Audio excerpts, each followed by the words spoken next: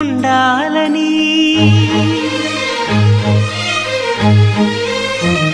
అలాగే నవ్వుతూ ఉండాలని నింగి నేల వాగు వంక చెట్టు చేమ గువగూడు ఆశీర్వదించాయి.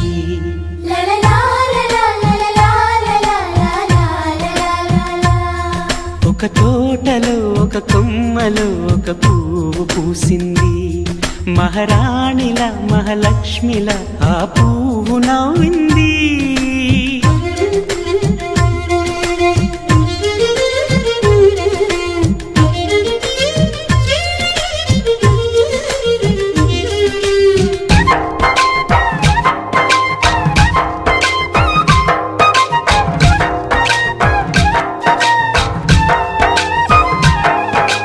ఎన్నో రంగుల పువ్వు ఎండ కన్నే ఎరగని పువ్వు సుందరమైన పువ్వు పలుసు గుణాలున్న పువ్వు ఏ గుడిలో అడుగు పెట్టును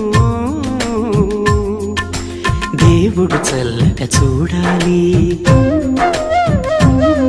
ఆ పువ్వుకు పూజలు చేయాలి. దేవుడి గుండెల గుడిలో అలా